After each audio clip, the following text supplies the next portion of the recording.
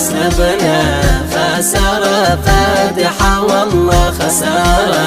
خسارة يوم هاجرنا وطننا بلاد الأوس بعرض الجسارة.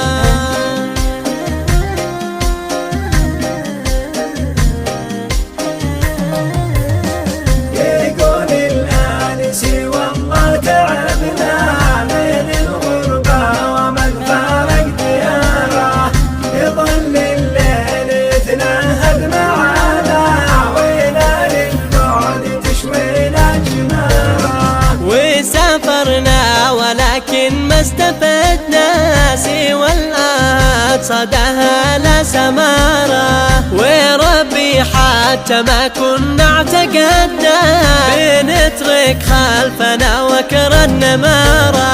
ولكن في الحقيقة قد وصلنا زمن قاسي بيعمينا غبارة، وهذا الوقت من مره شربنا لماذا بعضنا غير مساره.